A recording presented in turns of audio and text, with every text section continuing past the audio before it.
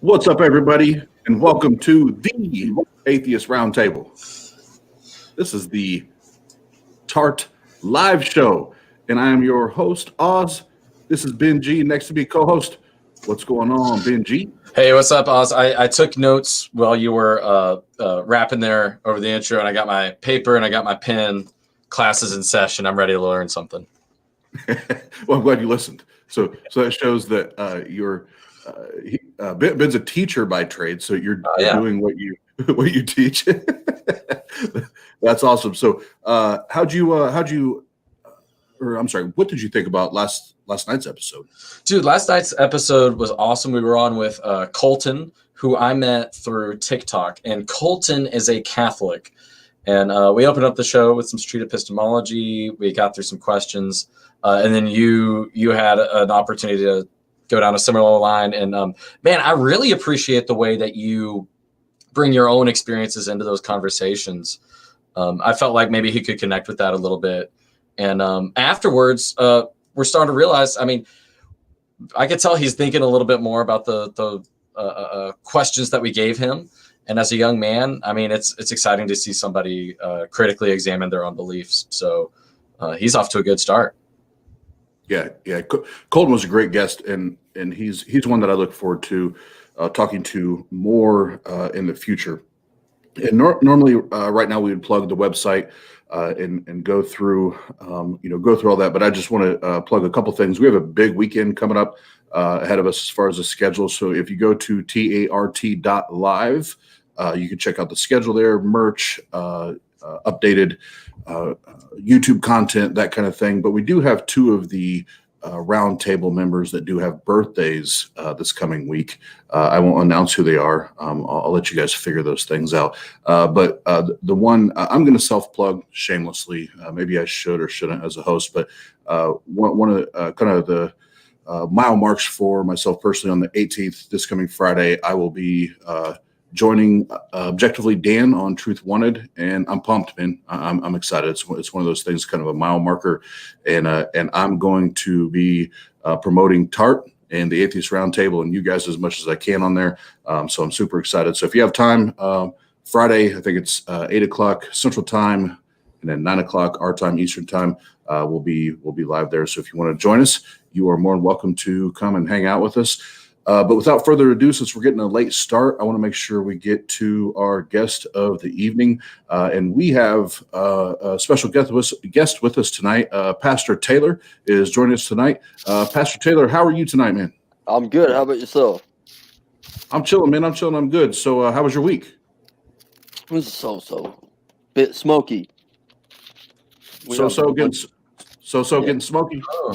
Are you in California? Yes. Oh, okay. Cool. And everybody, your family, the people you care about, everybody safe? Yeah. Cool. And that's what matters. So before we go into, we kind of have a couple different segments we roll into, Taylor, just so you know. Before we do that, if you would, for us and our listeners, please share with us, what is your current religious or worldview? And then we'll kind of go from there. Well, I'm a Bible-believing Christian. I believe that the Bible is both verbally and plenary the Word of God. And yeah, I'm a modalist. So I believe that God is one, not three different people at the same time, like split. And yeah, so I believe in God. Okay, so Bible-believing Christian, but you don't subscribe to the 3 in 1? No, I don't think he's three different people. Okay, all right, cool. So the way we break it down is we kind of just go through a few questions per member of TART, and really it's just a gradual conversation. We love to have fun. You don't ask some of the tough conversations, but just really have a dialogue and chop it up. So first on the list, Ben G, we call him the Bruce Lee of SE, if I can get that out right. But Ben's a great guy. You guys are gonna have a great conversation. But Ben G, this is Pastor Taylor. Y'all can chop it up for a minute. All right. Hey, Taylor. What's going on? And it's good to meet you. Yeah, nice to meet you as well. Awesome. Well, I do. I practice this thing. Have you ever heard of street epistemology? Yes. In Awesome. fact, I have. What do you like? What do you know about it? What are your opinions about it? Or Well, I've read it. I've read Phaedo. You familiar with that? no? Plato. It's basically Platonism. So Plato draws dialogues, Mm-hmm. right? He writes dialogue, and that's based.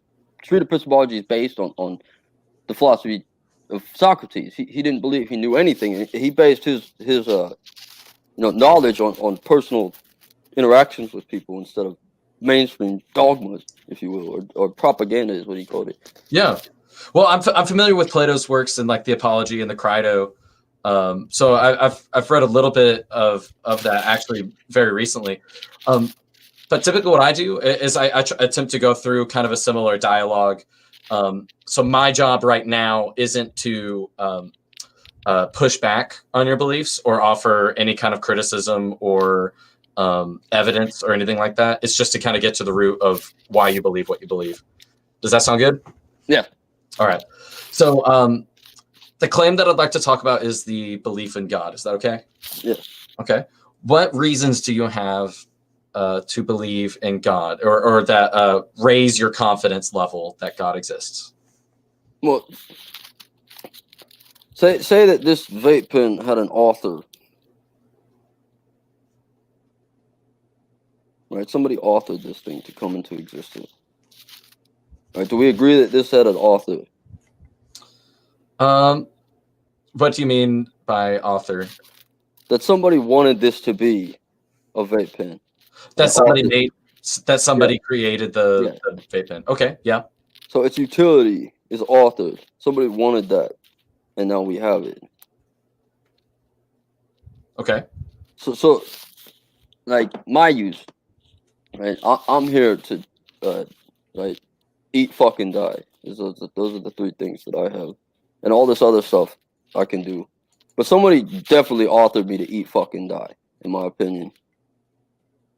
So I can get through life without vaping or drinking beer. I can get through life on the basic minimum, but I'm still gonna want those eat, fucking die.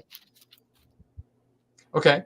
How did you come to the conclusion that somebody authored you to eat, fucking die? Well, that's based on, I've never observed something that did not eat, fucking die. Okay. So you've never observed something that wasn't authored. Correct. Okay. If you had observed something that came into existence that had not, that was not authored, like for instance, if I looked at a rock and I said this rock was not authored to eat, fucking die, what would you say to me then? Or is the rock also authored? Does the rock have a purpose like I do to eat, fucking die, or is the rock just there brutally, like a brute fact, the rock? I guess I'm trying to understand the connection between everything you observing having an author and why other things don't have an author. Or are you saying that everything has an author? Yeah, I believe that a rock was authored by the mountain that it broke off of. Okay. Because I'd go, wait a minute, this rock looks like it was attached to that mountain at some point off in the distance, and something must have. Okay. Can you connect that? I guess maybe I don't understand what a God is. Maybe could you tell me a little? Can we explore a little bit what you think God is? I think God is the author of everything. Okay. So God is the. Is it a conscious being? Yeah, he's anthropomorphic. So, yeah, I'm assuming he's conscious of what he's doing. Okay. So God is the anthropomorphic mind which authored existence. Yeah. Okay. How did you come to the conclusion that an anthropomorphic mind authored existence? Well, by my God or just a God in general. Well, I'm wondering what it was that convinced you that there was an anthropomorphic mind, for instance. Well, in that case, yes, I've never seen anything that hasn't been authored for a purpose. Like, if like an alien from outer space came, that might convince me that, hey, that fucker's not here. He's here on his own. Right? He wandered off somewhere and showed up here. I've never seen anything like that. I've seen everything serving its purpose in creation, if you will.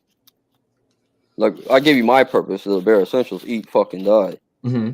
That's what if I saw like something that was extra, then that might convince me that, well, maybe it's like the nihilists say, it's just meaningless.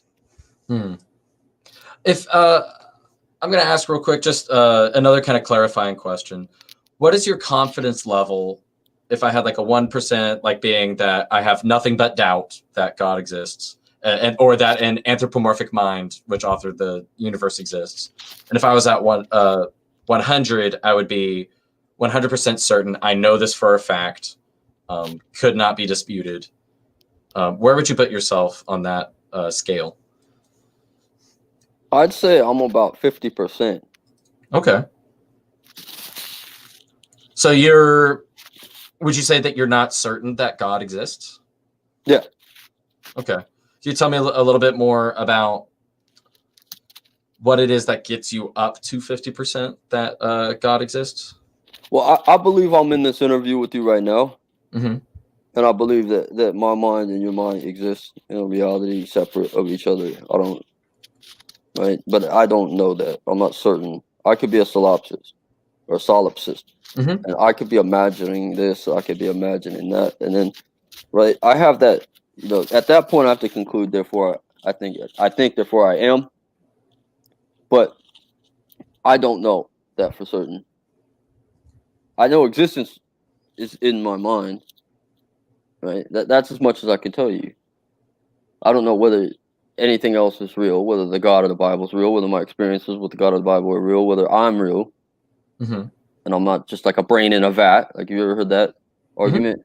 The brain in the vat, and I don't know if I'm a brain in a vat in some lab and shit. So that's where my 50-50 is. Like, I'm assuming that I'm here, I'm conscious, I am who I think I am, and like, that's my certainty with the God of the Bible. I'm 50% convinced that this is the God in my life, and it's all based on my presupposition that I am not crazy on Shutter Island rocking back and forth, or a brain in the vat. Okay. And so what is it then that helps build that 50% of confidence? Because 50%, that's still, some people would consider that still pretty high. What kind of reasons do you have which build up that 50% or that get you there? Well, I think therefore I am. So what raises my probability is that if there is, like, I exist, whether I exist or not, existence is based on what I think. So I would have to exist at that point. Mm-hmm. So that's like my 50-50. At the very least, I exist, or what I think. So yeah, if you're at 50% that you exist, is that 50% that you exist the same thing as the 50% confidence level that you have that God exists? Yeah. Okay.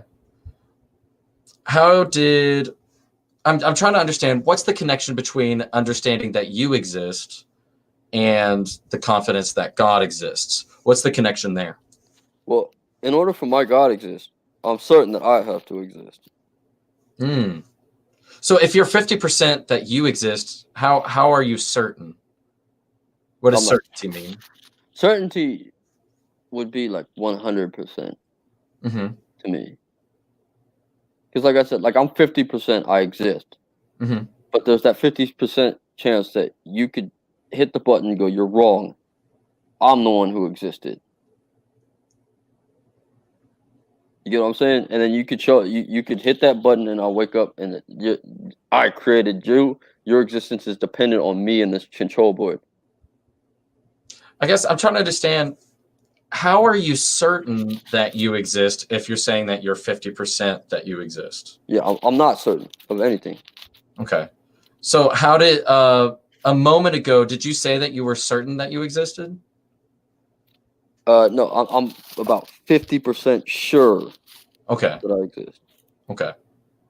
And then are you then therefore like 50% that God exists? So is it because you are 50% certain that you exist that you're 50% certain that God exists? Yes. Let me ask this.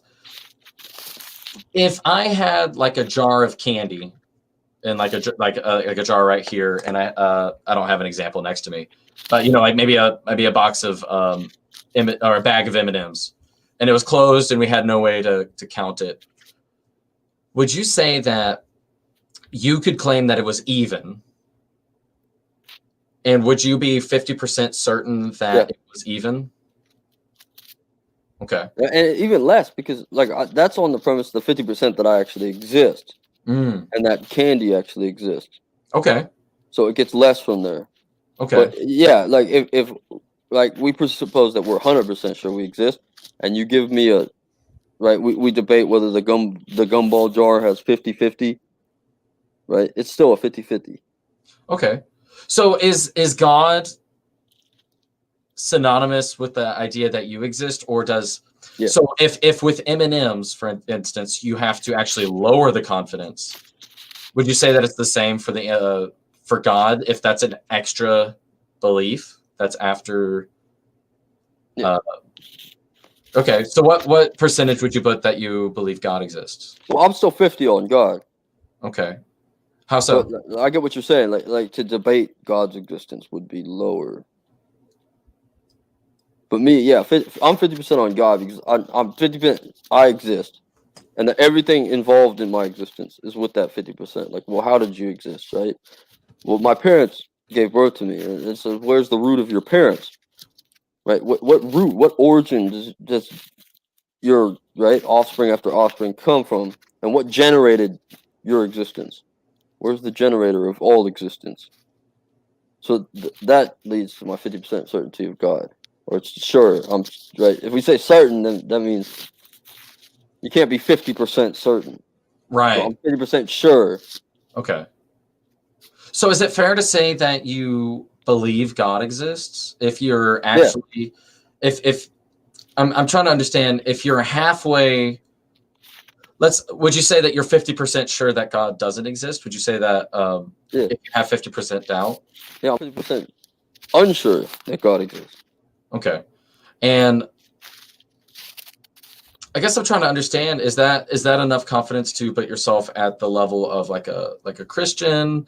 Or how did you then determine that, okay, God exists? Now, which God is that? Oh, the biblical God. Right. How did you get to the idea? You want my certainty of the biblical God. So do you think all of the different gods are 50% possible? No. Okay. I don't believe I'm with my 50% certainty in God, I'm like 100% certain that the other gods don't exist. Oh, okay. So within that 50, you're 100% certain that the other.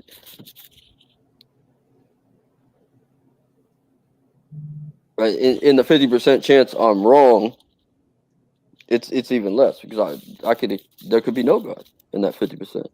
All right. Well, Taylor, thank you so much for talking with me. I know we got Oz on the screen, and I think he's about to take a little bit over here. How's it going, Oz? What's up, man? Thanks, Ben. Great conversation. Ben, Pastor Taylor, after that, how you guys feeling? Feeling good. Good. And Pastor Taylor, what you sipping on, brother? PBR. Oh, PBR, a classic. Oh, classic. Water. This is 50% water. An old classic. Cool. So, Pastor Taylor, one of the things that stood out to me is you kept talking about I think, therefore I am. Can you define that for me? What does that mean to you? Well, that I'm an innatist, of course, and that's a famous statement you probably know.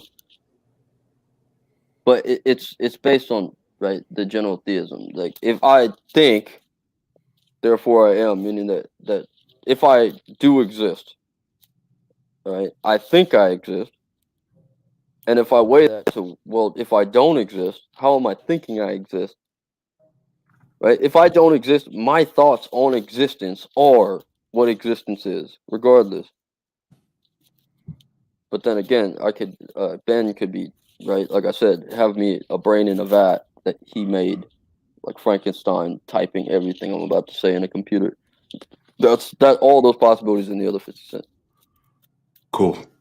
No, I appreciate that. And I'm the type, I try to be as intellectually honest as possible, Pastor Taylor. And this is an area that I know somebody, that is a friend of mine, a friend of ours, and knows much more about the I think, therefore I am, is much more equipped to have that conversation. And I'm going to bring my friend on, our friend on, and that way we can have that conversation. It's TJump. How's it going? What's up, man? Pretty good. How are you? I'm pretty good. All right. So you said I agree. I think therefore I am. That's true. I don't think it's 50%. I think it's 100%. But I think therefore I am doesn't seem to say anything about a God, does it? Like, because I can exist without a God. Yeah. But So, how? How? For example, if there's no God and there's just nature and we're a product of evolution, I still exist. So I'm existing. What generated nature? What is nature? No, what generated nature? Nothing. It exists eternally. So an eternal nature. Yep. So nature all by itself. Yep. All right, I'd like to know more about that. So that's this is in my other 50% where I don't. So nature just happens by itself. It doesn't happen. It's just always been there. Kind of like, how Christians think God has always been there. Yeah, that's exactly what I think. Right. So we can just say it's not God. It's just nature has always been there. There's no mind to it. It's just nature. So nature just exists in uniform, right? Or is it not uniform? I don't know what you mean by uniform. Like, is God uniform? Yeah. Then yeah, I'd say nature is uniform. So when, like, let's say, like, I take this and I drop it there and it always falls. Can nature ever change that? Yes. Like, has nature ever changed that? In the beginning of the universe, during early Guth inflation, gravity was repulsive, not attractive. So we know that gravity actually caused things to go up, not down. All right. Now, is that verifiable Yes. through a study of the natural world, which via science? Yes, it was confirmed through testable predictions seen in the cosmic microwave background. So it's been verified through calculations of Observation. So it made calculations and then it made predictions. If these calculations are true, we can do this experiment and see this result. And then we did the experiment, we saw the result. So you saw gravity working in reverse polarity.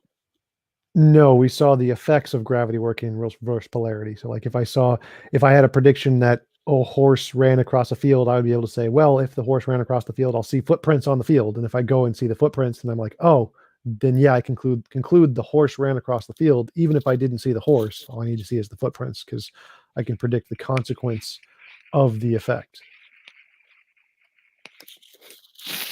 So are you 50% like me that this is true, or 100% certain that this is true? 98 point something. See, I'm 50%.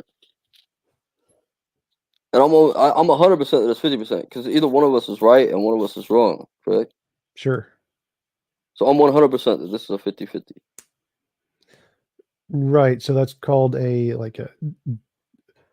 dogmatic, just possibility chance. If there's a coin, it's either heads or tails. That's 50-50. Correct. But there's other possibilities. We could both be wrong. So if we're both wrong, that means there's 33%. Either I'm right, you're right, or we're both wrong. And if there could be like Oz could be right. So then there's 4 possibilities. Like we're all wrong. Oz is right, I'm right, you're right. And then Pasta could be right. So there's a lot more than 50-50 chance here. In fact, there's infinitely many. Like the Hindus could be right. Go ahead. In the God, not God. Oh no, God, not God is definitely 50-50, but there's alternate possibilities. Like there could That's be. what I was talking about. Like you were telling me, nature just existed, right? And Right. I agree. My God just exists. He's a brute fact. Okay. And then right, I said 50%. Right, if there's a God, he's eternal, just like your nature was, and he can do things like that. He can make my pen stop from falling. He can do all this. I was 50% certain that I was right. Well, it's 50% of any 50% God wrong. or no God, but if your God is actually infinitely small percent. So if there's any God versus no God, that's a 50-50. Like if there's any universe versus no universe, that's a 50-50. Or if there's any Tom Jump and no Tom Jump, that's a 50-50.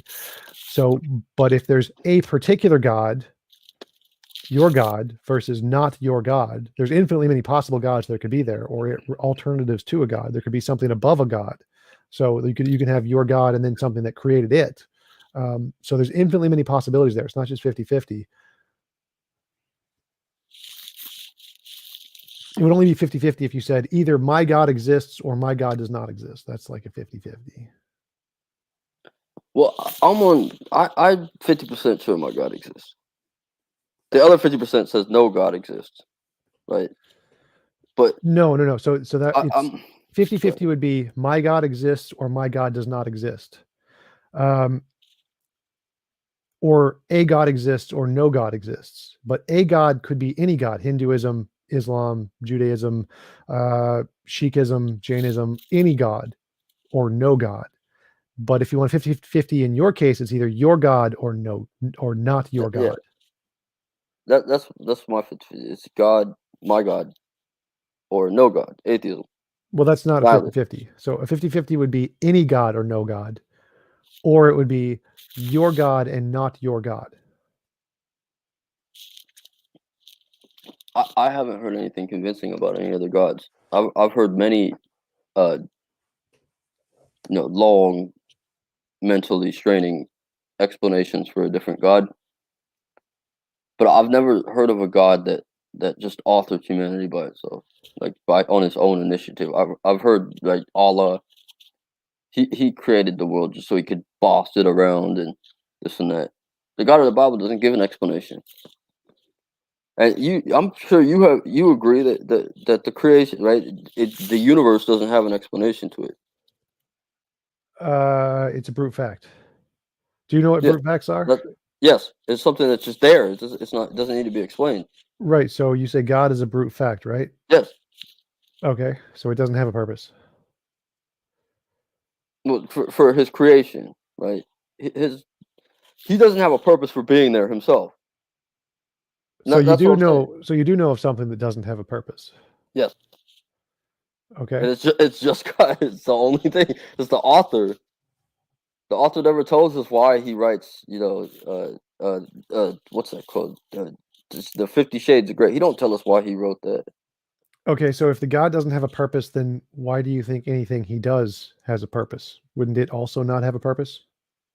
Well, that's where the regress comes with it. There's always he creates everything for no purpose, but then he starts to explain these purposes that they have. This good, this that, right? Separate the water from waters and the fowls of the air and the beasts, and he tells them this is for I created this for these people to go out and have dominion over it, and I'm gonna put them in the garden, and I'm gonna make them up, and he gives you the reason. He just doesn't give you a reason for why and who did all this. So And for God what? makes up the purpose. Yeah, pretty much. How is He's that just different there. from me making up the purpose? It's not. So I have a purpose if I make one up. What do you mean? So if God's making up the purpose and that's not different from me making up the purpose, well, then I can say that if there's no God, I can still have purpose because I can just make up my own purpose. Yeah. Cool. If you author whatever you want, like if you want to write a novel right now, you can put anything in there and it would be perfectly fine. I mean, can I make a purpose for myself? Yes. Now as a like on a level where you're writing a book or something, creating something, or you're just here with me in this interview.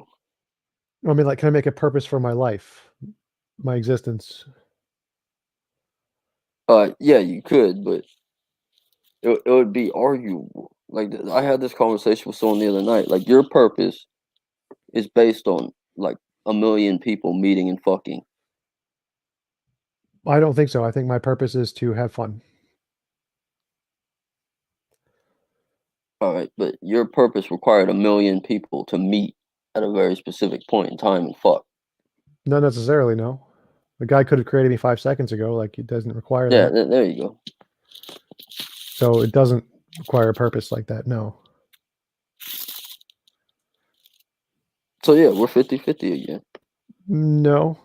So 50-50 again is either your God or not your God, because it has to be P or not P, the exact opposite. So something exists or that thing does not exist. Well, if we exist in the same reality, it's a fact that all these people had to meet in order to get you here, just so No. you could go, I have a purpose, like entitlement, or I'm wrong and you're right that you were created 5 seconds ago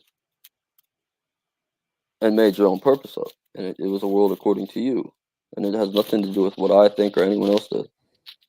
Right, but that's only one of the possibilities. Like, instead of those million people, it could have been a different million people that could have also led to exactly me. Or it could have just been different people and having the correct mutations that led to me. So it's not a requirement that everything happened as it did to get me. There's lots of different ways to get me. It's not 50-50. So what about my assertion that the reality exists as we know it? Yeah, I agree reality exists. All right, so that's what I'm saying. That's the 50%, is that reality. We're in the same reality together. And then the other half being, no, we're not. Anything's possible outside of reality. I don't think that's a 50-50. So anything's possible means there's infinitely many things that could happen, which means it can't be 50-50. You could say the way we perceive reality is correct or not correct. That could be 50-50. Yeah, that's basically what I'm saying, is that either I'm right, a million people had to meet to fuck to get us just one you, millions of people, right? Your grandparents, great grandparents. If you trace your family tree back to the Middle Ages, you got a lot of people. Right. So we're going back further than that. They had to meet and fuck, and then you came here entitled, like, I'm gonna create my own purpose, or I'm wrong.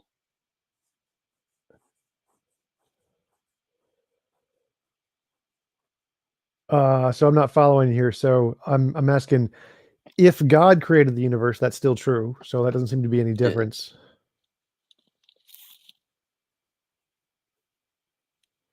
Yeah, if God created the universe, right, then all those people met, and there's a reason for all those people meeting for you to be here to tell me in this interview. Sure, but But if I'm wrong, there's no reason, and there could be a reason, but we don't know. There could be anything. why can't I make up a reason why all those people met? What's the difference? There isn't. You can make up a reason if you want to. So is my reason equally as good as God's reason? Yeah, because God, he doesn't put a reason or anything. His reason is basically dependent on what we think. Like he doesn't declare a reason for why he did all this. Okay, so do you think God is good, moral?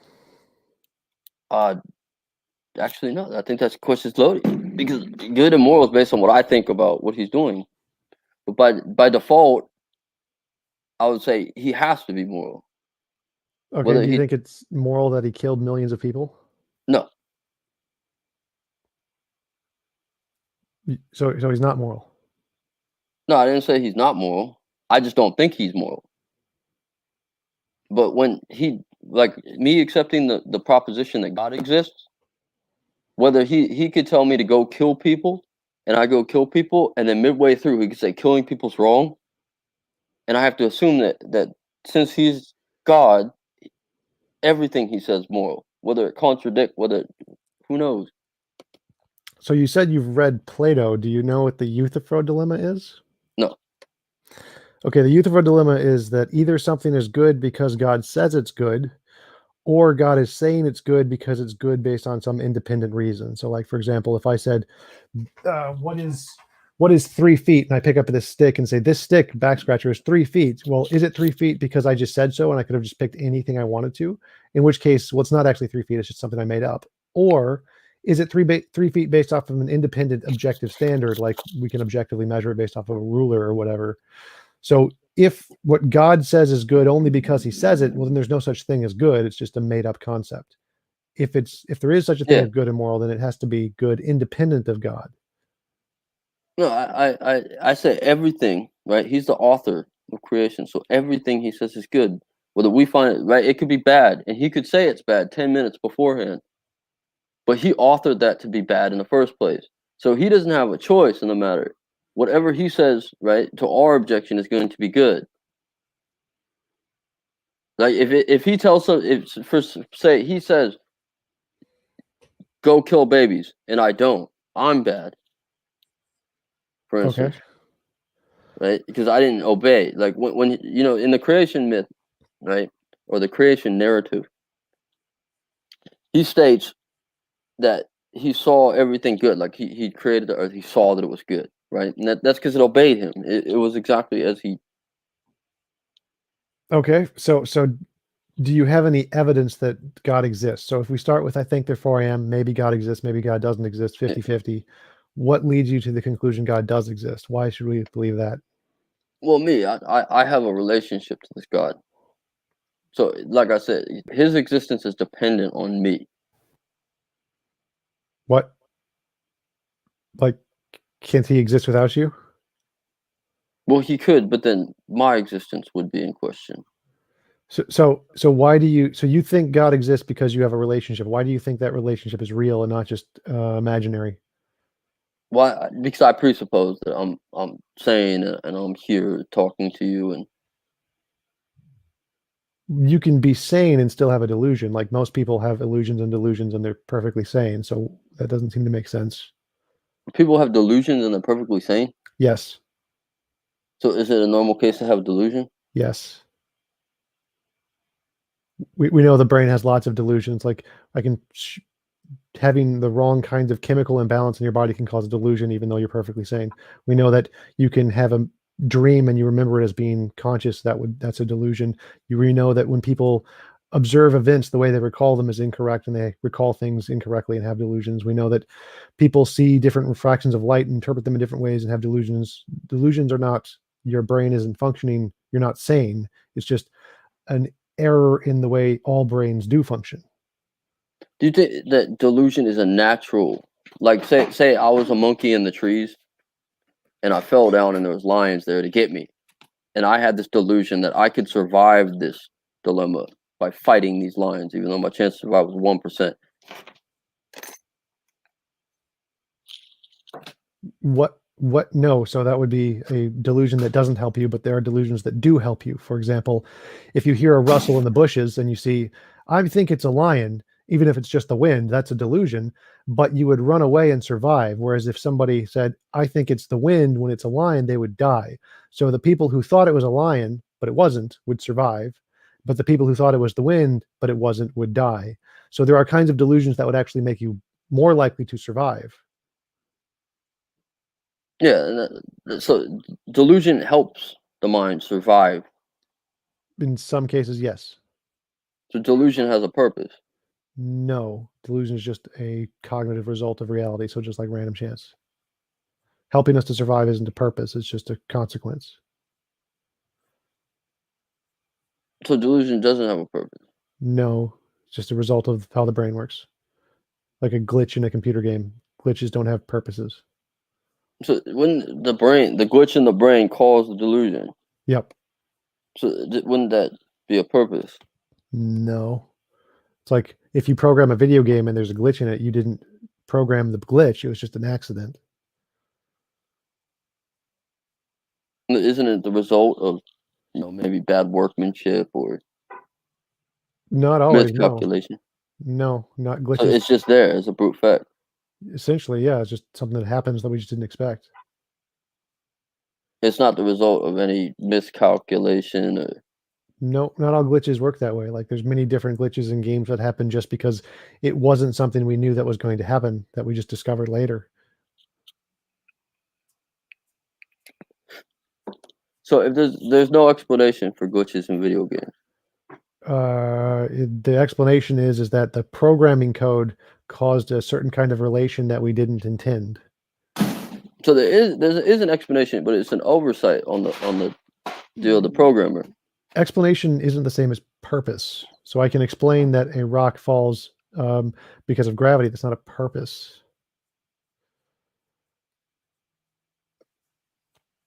Wait, my bad. I kind of zoned out. Oh, no problem. So an explanation isn't the same thing as a purpose. Like I can explain how the dominoes are falling if they're just falling because of gravity. That's not a purpose. They're not like meant to fall because of gravity. That's just how gravity works. So it's just how gravity works. It just doesn't have a reason for working. Alcohol. Is that alcoholic? Yes. Really? Oh, my bad.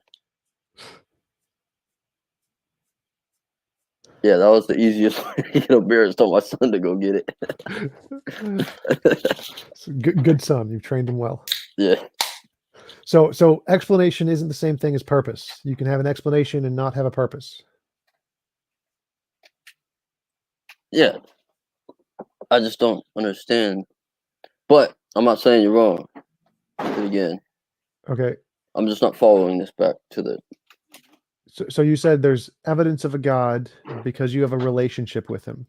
Yeah, I perceive him to exist. Like in my own, like I've Right. had him come fuck with me before, and that's the right. I've tried to get away. Even I'm like, man, I'm sick of arguing.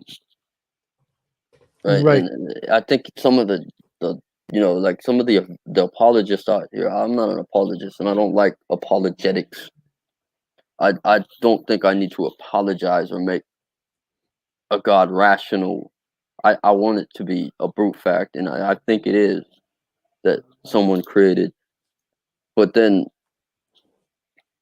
I said, no, I'm done with this. I don't want to deal with it anymore. And I had that God come fuck with me again.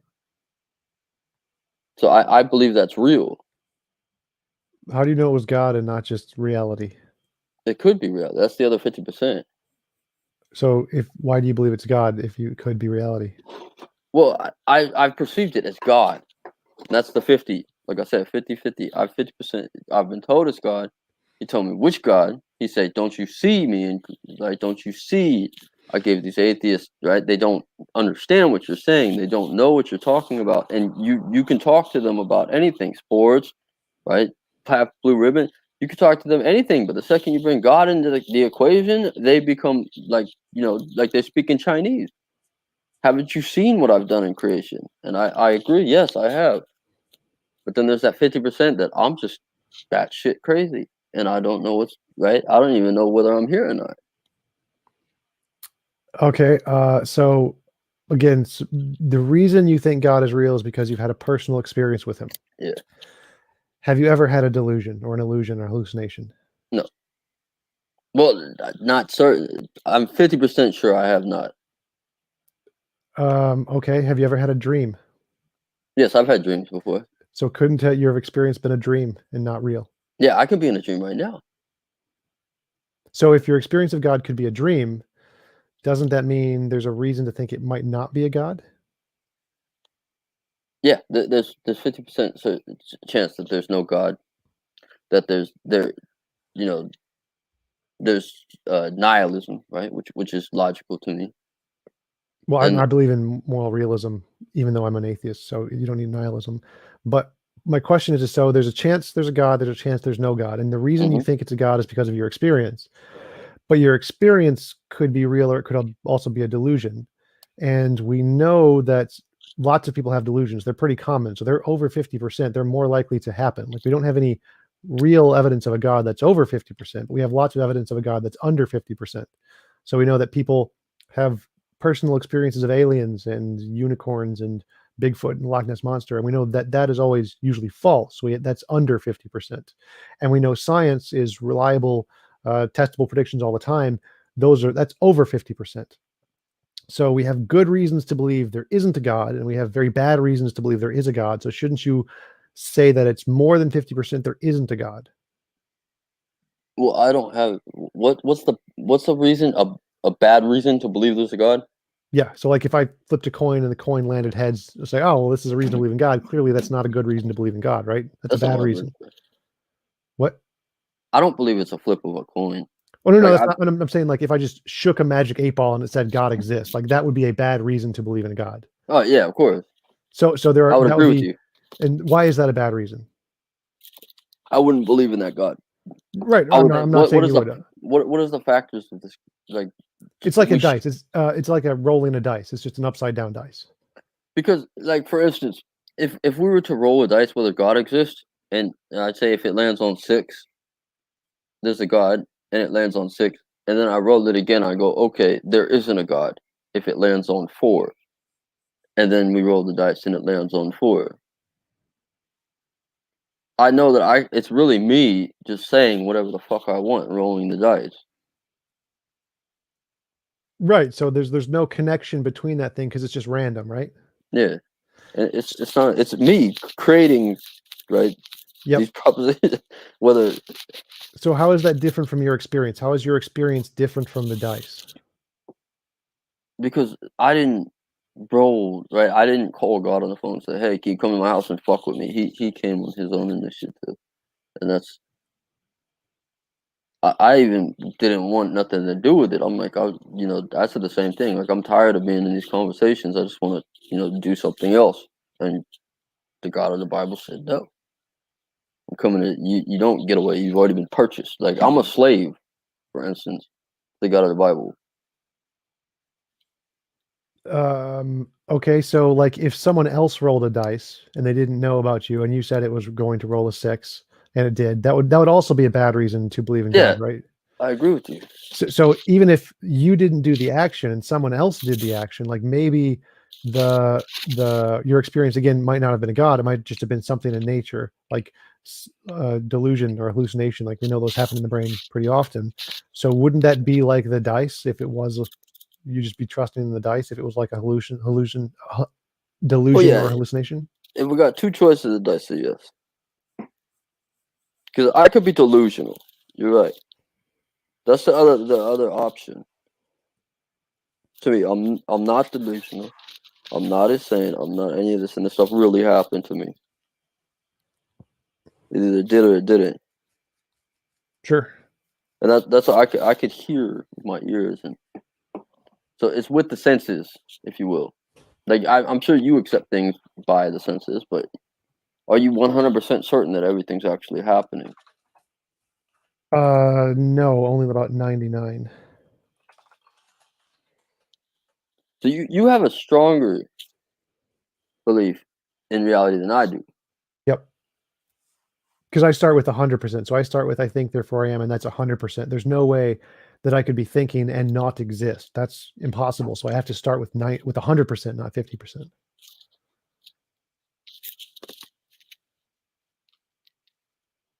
So you start at 100. You're 100% certain, and then you kick down a notch. Well, maybe I'm accidentally right, or maybe this isn't real, and so you're 90% sure that, or 99% sure that you exist.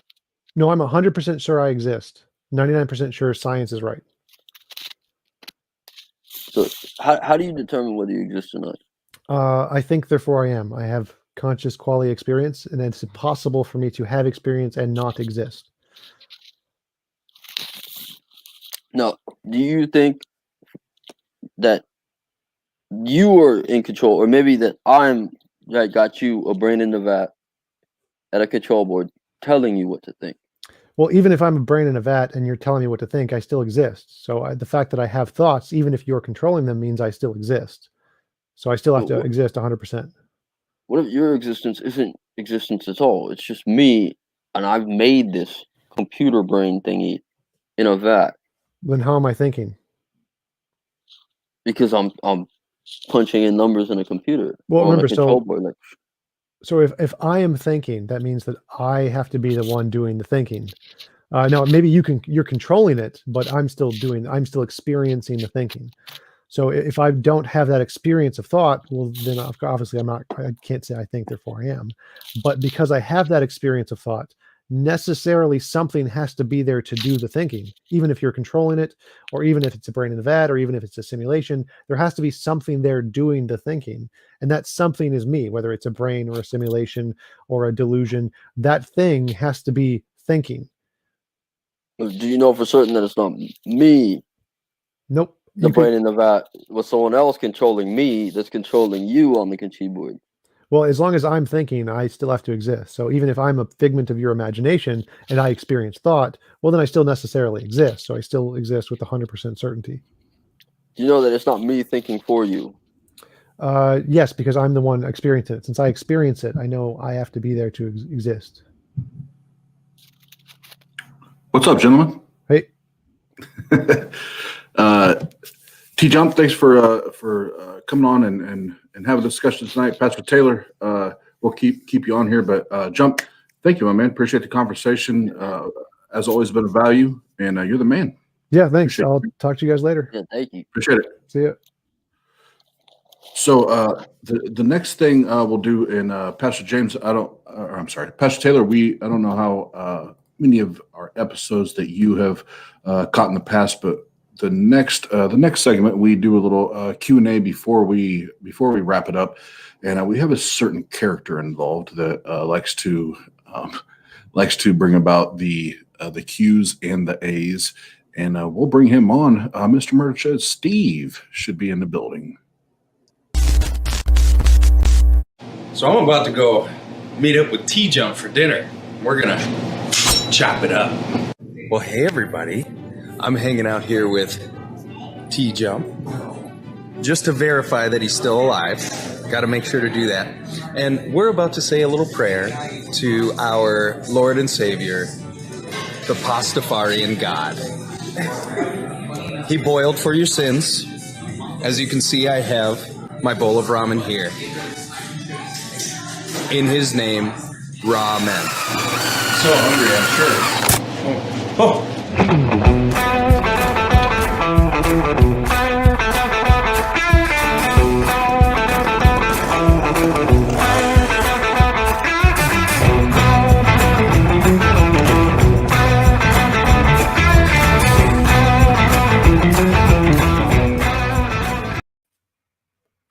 Well, hey, how's it going, everybody? So, I recently found out that it takes about 45 minutes for a school of piranha to completely devour an adult human of average size.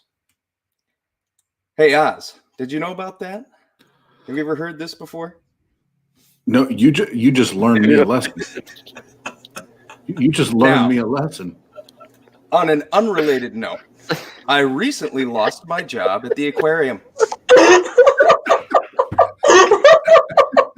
How's it going, everybody?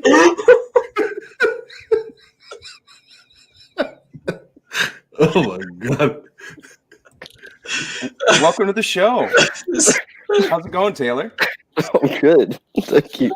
Good. Fantastic. Well, I got to say, it's been a pleasure listening to you talk to Ben and of course TJump, and we appreciate you, TJump, for hopping on. I suppose we can get right to questions if you guys are feeling that. Oz, get your shit together. Somebody mute him. We're gonna have to do a deep dive. Hold on. We got to make sure the pastor, the reverend, can collect his bearings there, because he was laughing too hard. Okay, I'll give it a minute. Hey, Pasta, you mind throwing that one back up? Oh, the god of hangovers. Hold on. I think the pastor caught the spirit. Hold on. Oh, good. He's good. We all good. Are we ready? We can roll. Yeah, we can roll. All right. So the first one I have is from Velocilobster. So you believe that a god is moral or is morality, but you don't agree that God is moral, in your opinion. Yeah, correct. Okay. I think he just wanted a little clarification. He's a little dense. Good guy, but you know. Let's see here.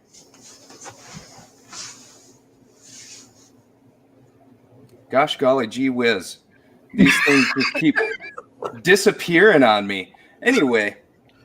You know what it is. The whole time he's trying to find a question. All he can think about is having that skeleton behind him and what he's going to do with the skeleton. Well, I skipped dinner again, and that bone marrow is just so delicious. You know, there certainly isn't. I mean, it's just so rich and thick. You know, and I always know when Steve actually just got done doing the job, because some nights he comes in just with the earplugs, but then when he comes in with the canned headphones, I know he just got done sawing a body off right before he went on screen. So, well, life is a crazy thing, and the last thing that I need to do is damage my hearing, right? Absolutely. I mean, why would we want to worry about that? So I got a question from Twice Baked. Why do you believe and live by 150% rather than the other? Well, I live by the 50% because there's no problem living by the 50%. The other 50%, I would probably be committed to an insane asylum. Oh, you mean the one where you are like a brain in a vat type thing? Well, there's that, and then I'd go to the store, someone say 550 number, but this number doesn't exist. Or I just have philosophical, deep thoughts of philosophy all the time. is that like a deep dive? Yeah, like there's all kinds of things. Like if I go to work, but why do I go to work? I'm just living to survive an inevitable death. Ooh, I think there's nothing. Question. I think those are great questions. Yeah. So, like, what's wrong with having those questions? I guess would be like a follow-up I would have. Did you hear that, Taylor? What? I was asking what's wrong. What in your view is wrong with having those questions? Because I think there's nothing wrong with them. But if I were to live my life by the other 50% that I might not exist, or I might this and I might that and I might this, then right, it would be hard to survive. Okay. I'd be like, why am I even surviving this thing? I'm supposed to die anyway. Why would I want to survive this? All right. Yeah, I think I understand your point of view a little bit better. Thank you. So Sonny Secular here is wondering if you're agnostic or why you don't identify as agnostic. Because an agnostic says there's no proof either or. I think there's an inevitable truth, regardless. Where it is or is not. I don't believe there's no proof for is or is not. I think that's the definition of agnostic, is someone that believes there's no proof for or against. It might be a little bit different than that. Agnostic is like you could be an agnostic theist and believe that a God exists, but have no idea what God that is, or it could be the Christian God, it could be Vishnu, whatever, but you have no idea and you don't make a claim. Right. Like for example, for example, Pastor Taylor, like I am agnostic atheist to most gods, but the Bible God, I'm pretty much an atheist. Where it's just like I don't. There's really no reason for me to believe that he exists. But the other gods, I'm open to evidence. So that's where that agnostic word is key in there. It's like we don't, we just don't have belief. We lack belief due to the lack of evidence. So it's not, because there's a difference between, as you know, you're a smart dude. There's a big difference between proof and evidence, right? We just don't have enough evidence to even suggest that the Bible God exists. So that's where, I'll just say me. I won't speak to the other two guys on screen, but for me, that's where I lie. And I don't listen to Oz when he speaks, so I have no idea what he said. So I'm not certain if I agree with him. How about you, Ben? No, I think about agnostic. Like I consider myself an agnostic in that I don't know, right? I can't know that God doesn't exist. but I'm an atheist because I don't believe God exists. So in my view, it's like, because I don't know, I don't believe. And that's my take on it. So you can be both agnostic and atheist, and you can be both agnostic and theist. I really don't think that the word agnostic, and maybe it was a malformed question where, we've got some people think that there's this big middle section where there's agnostic. And so I'm not entirely sure if that middle section between these two thumbs, where you've got theist, agnostic theist, agnostic atheist, and atheist, you've got to be one of those four things, in my view. Are we just throwing up gang signs now? All right, Steve. Next question. Yep. I got another question here. Thanks, Oz. I got another question here from Prophet of Juan. John, if you drink 50% of a PBR, do you still go to heaven? No, fuck no. PBR is cheap. I got the shit for free for a car I worked on the other day. He gave me a 29. He took one and gave me 29. Oh, not a bad. You're going to deal. hell. You'll go to hell for PBR. You go to hell for wasting it? Yeah, life's way too short to drink PBR. But since nostalgic purposes, yeah, I grew up on PBR. So. And I've got a question for Oz, and then we'll wrap up Q&A. From Pasta Mike, deep dive?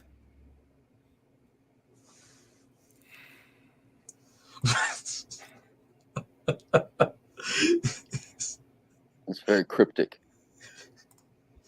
And Pasta would also like to know, can you dance, and how deep is that V? I recently got a compliment.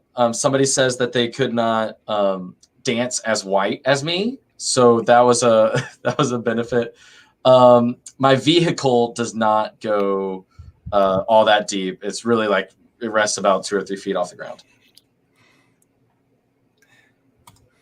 Well, thank you all for stopping by the Murder Shed, where answers get questioned.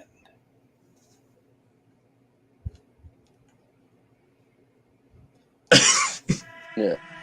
So it's time for Q&A with Murder Shed Steve.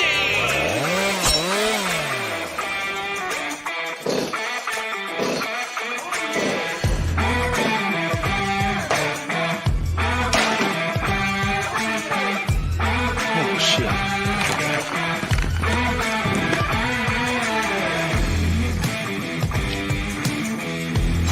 Wait. Can you provide evidence that a God exists?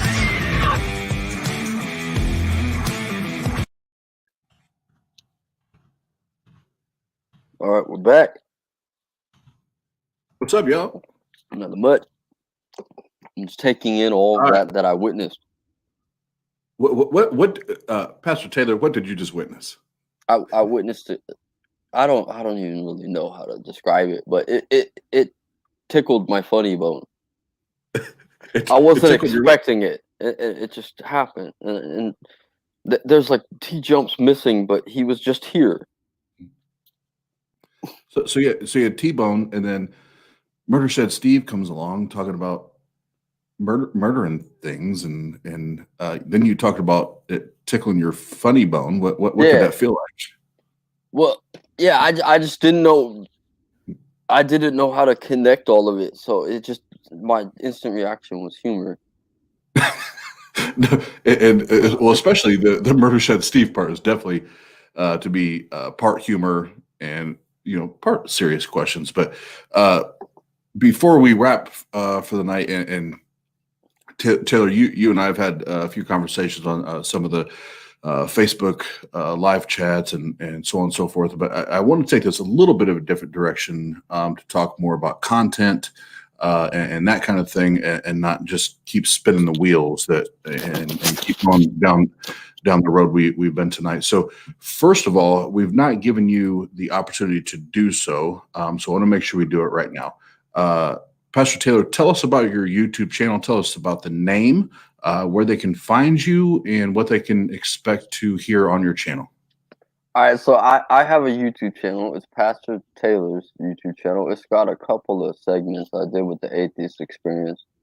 and it's got a couple of lives that I've done when I was preaching at the pulpit, and there's a couple of lessons in biblical Hebrew and Greek that you might enjoy, but I don't work a lot on YouTube. I'm not really the online personality, but I do enjoy these conversations. Well, you say that, and I appreciate that, but I do see your presence a lot online, whether it's Facebook or YouTube, and I know you have the Pastor Taylor channel. I think you correct me if I'm wrong. You have one that's called the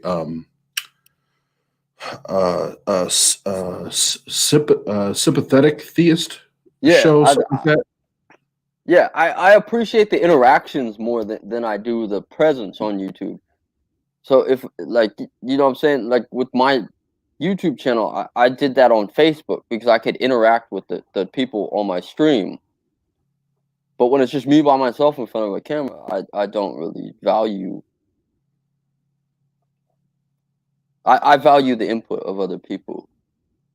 Okay, and that's cool, and we do too. But tell me about that channel, like the name of that channel, where we can find that channel, what do people need to know even about that channel?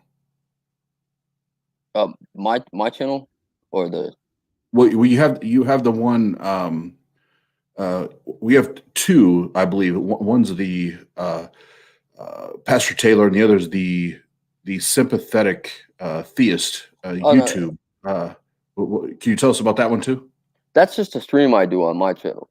So I do that live stream like this on StreamYard, and we have guests. You have guests? Okay. Yeah. So tell us about the like for us. Excuse me. So TART, the Atheist Roundtable. There's a purpose behind that name, that title. Tell us what the sympathetic theist is about. Why that title? The sympathetic theist is just to piss Justin off. So it's like a joke that Justin didn't appreciate. So I said, well, I got to do it more now. I've got the popular demand. Say it again. So it's like Justin's the empathetic atheist. So I said, hey, let's do the sympathetic theist. And that's pretty much all it is. It's like a running gag. Oh, so you're just throwing shade at Justin? Well, yeah, like I did it once to be funny, and then like his reaction to it, I'm like, don't worry, I won't do it anymore. But then it just got to the point where, like, you could see it was bothering him. So we said, all right, we gotta do it some more. So you just kept running with it. Yeah, it's basically, and you'll see me when I do my live streams. Like I got kicked out of the Atheist Debate Central, but like I do my live streams. I said I'm a sympathetic theist and a zookeeper to atheist, and that became like zookeeper, right? The reaction. Right, like I said, I'm an interactive person. I like interaction. So when somebody says, so were you kicked off? Were you kicked off his channel, his platform? Like what happened? Why did that come up? No, I don't think I was kicked off. They added me back and had me on for something they needed me for, and I don't turn things down. But I was kicked off of the Atheist Debate Central because I'd said, is atheism antisocial? And the group admin said that's not debatable, and made it post approval. Well, what I'm saying, what made you start the channel, the Sympathetic Theist? Like you said, it was throwing shade at Justin, but what? But yeah, why? It's just basically he didn't like it when I did it. He thought it was what made you want to do that? It's basically because he got mad about it. Well, he wouldn't have got mad. He wouldn't have got mad about it if something didn't pop up. Like what popped off? What popped off and made you do that? Well, the sympathetic theist. Yeah, like something popped off. You didn't wake up in the morning and like, oh, I'm gonna do this because it's gonna piss Justin off. Yeah, it did. Like something popped off. We did it once, and I even had Justin on. Justin said, "Add me," and he started ranting about how can you be a sympathetic theist? I'm the empathetic atheist, and I thought that was suffice, like that was funny enough. But then as the course went on, people started saying, "Hey, you get a reaction out of Justin when you do that." So I finally gave in. I'm like, all right, we'll do it again, and we'll ask the questions that piss off the Atheist Debate Central, and we'll get the interactions. Oh, okay. Because like Okay, I said, I value interactions from people, whether they I like to talk to people about different things. okay, cool. So you did it for the reaction, right? Yeah, it's basically, that's the whole thing. It's like a joke. Because he's the empathetic atheist, so it's funny that you have the sympathetic theist. But he doesn't find it funny, so that makes it even more funny, and then I got bugged by people to keep doing it, but Okay. I don't really do it. I don't really have an interest. Okay. I just it seems that would come off to me as an antagonist. If Yes. if there was no comedy behind it between the two of you, if you and he didn't have an agreement on that, it would come off like you're being an antagonist and trying to talk shit and trying to do shit. But you correct me if I'm wrong. No, you're right. It's completely antagonistic. That's what makes it humorous. If we did it once and he didn't care, then eventually it would.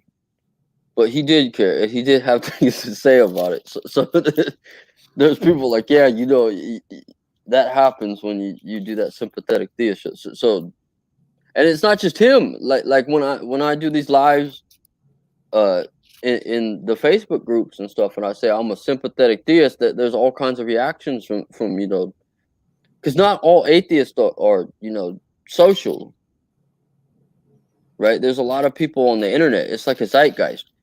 There's people that can't be on camera like you and me are right now. They have a zeitgeist. They're younger, whatever it is. But this is like a normal mode of communication for them to be on the internet and assert, post. They're like thumb warriors. So when we go on and we give them what they want, they want to see something that they don't agree with, and they want to post all their opinions about it.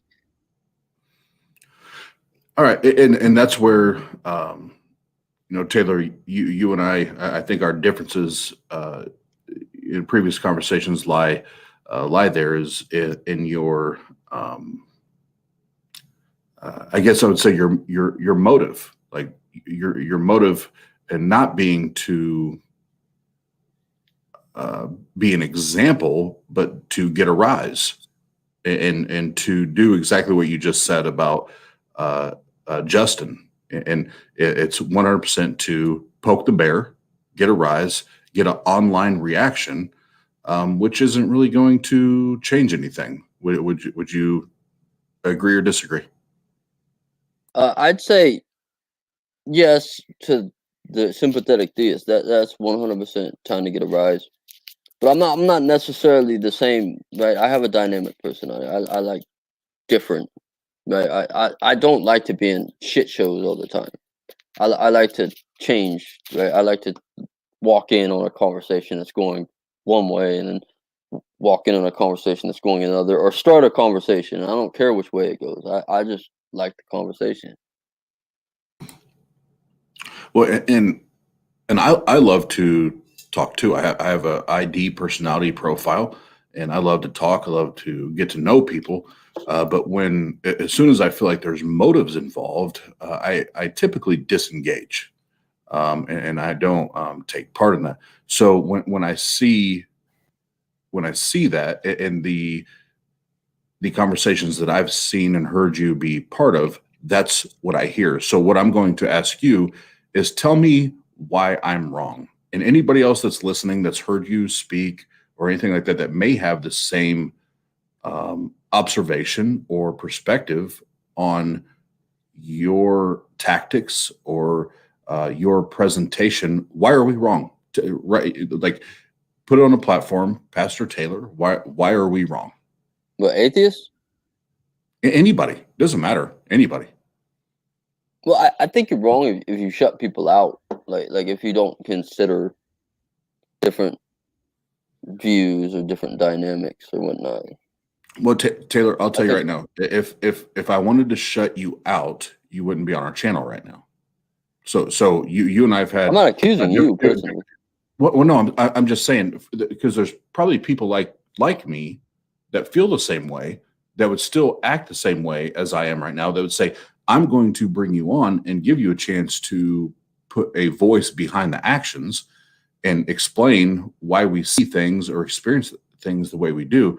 So my experience in listening to you and hearing you is one thing, but by all means, explain your position, because my perspective is my reality, but you're on our channel right now. What does all that mean? You know, even with the empathetic atheist and now doing the sympathetic theist, to me, you're mocking him. Well, yeah, that was the intention of that's 100. That's the intention of the sympathetic theist. It's just a clear mocking of Justin. That's like the only. Okay, and my whole thing would be, and I am not going to go down this lane, but just for, I guess, sidebar, is I could probably pull up scripture that talks about not mocking people, right? Yeah, you're mocking. Yeah, it's like mock the sinners. Yeah, you have somebody that I respect the hell out of, like Justin, that's trying to do the best that he knows how to do for the world, and you choose to mock him in the name of Christ. I didn't mock him in the name of Christ. Well, but you're constantly online talking about Christ and Pastor Taylor, and so whether you want to or not, that's what you're projecting.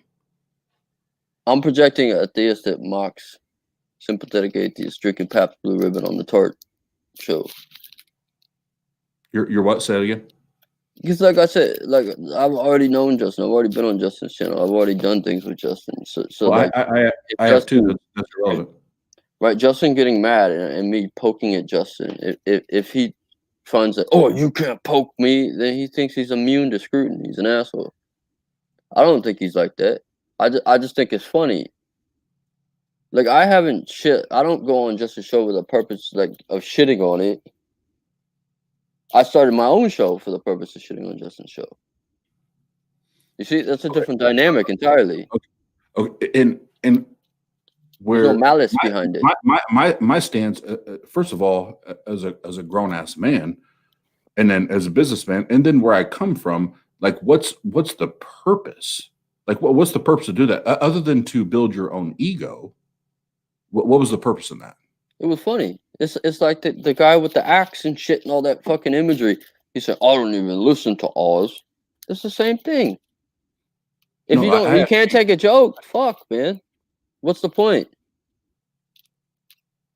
No, it's you're trying to mock. You're trying to mock somebody to get a heads He's up. trying to mock you. It doesn't help you.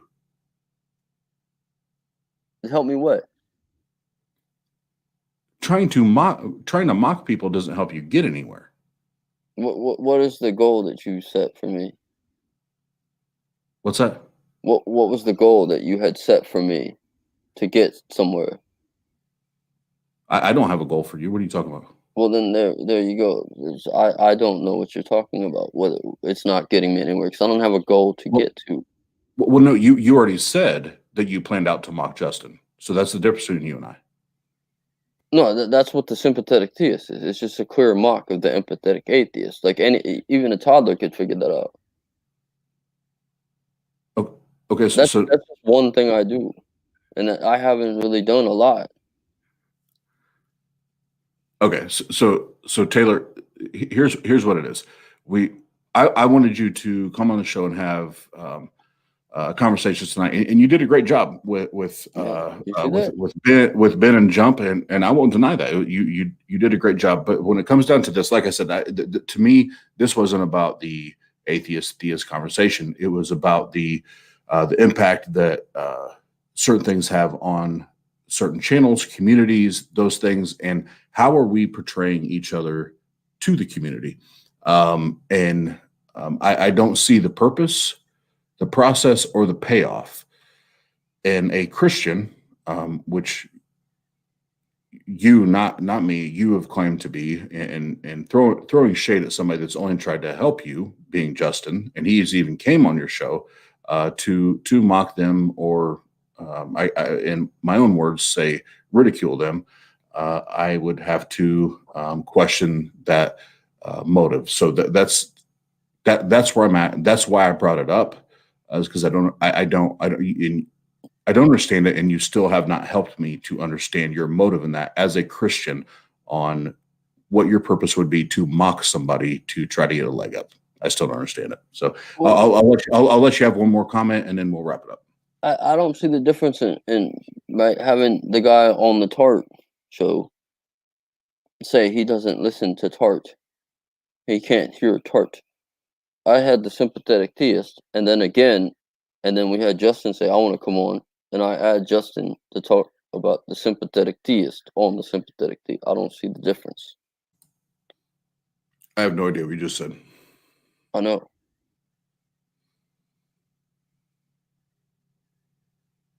So say it again. I have no idea what you meant by that. I don't see the difference between having, what did he say, the murder shed guy come on the TART show and say, I don't even listen to TART. I mute TART. The same thing as me having a sympathetic theist show with Justin on it complaining about the premise of the show.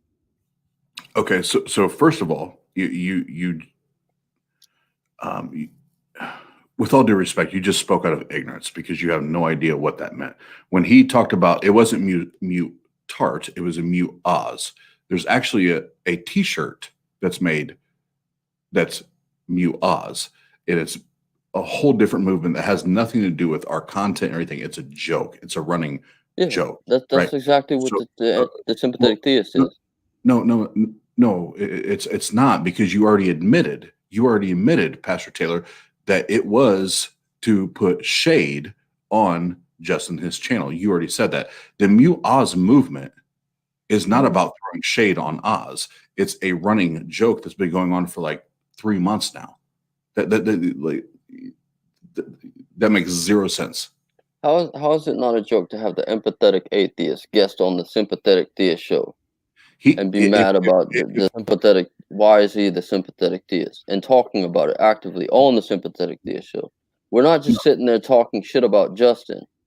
Look, I'm not going to speak for Justin. I'm not going to do that. But what I'm going to do is try to challenge you to reconsider your approach. And if you do or don't, it doesn't matter to me one way or another. You can do you, what makes you happy. My whole goal on having you come on tonight was try to shed some light on the strategy or the direction that you take and how you approach these conversations or the community as a whole. That was my whole point. And I'm always going to stick up for Justin because I believe in Justin and I know his heart in this. And when people start throwing shade, you know what? Yes, I'm going to come up just like I know they're going to come up for me. And you know what, Taylor, you probably have people, and I hope you do have people that if people start throwing shade your way, they're going to come up for air for you. So I hope that happens. And that was my whole point in engaging that is at the end of the day, I want to make sure we have respect across all of our platforms. It doesn't have to get ugly. It doesn't have to get messy. And guess what? We don't all have to like each other. We don't. That doesn't mean I don't like Taylor, just for the record, for everybody listening. Doesn't mean I don't like him. But I'm sure there's other people that will come across that we don't have to like each other, but we can still be productive. We can still be efficient in our community and put the best product forward. So Taylor, other than the channels and everything we talked about, I want to make sure that I give you the last couple sentences before we close off. Is there anything, not questions, it's just anything you want to say to close off. I want to thank the people like TJump. I think that's his name. He usually, I heard he charges and stuff, and I got to talk to him for free. That's pretty cool. And then Ben, and what was his name? Pasta. I want to thank everybody, and I enjoyed tonight's conversation. And yeah, I'm down for whatever. You guys know I like to talk and socialize and shit. So anytime. Cool. Well, Taylor, appreciate it tonight, man. And if you want to hang out for a minute, we'll drop you off. But guys, this is the Atheist Roundtable, and we had our normally scheduled guest got called into work tonight, and we scheduled the evening as you've seen it and heard it. But go check out the website, TART.live. The scheduling, how you get to be on the roundtable, everything is on there. Merch. Check us out. And until then, we'll see you guys next week, and check us out. Thank you.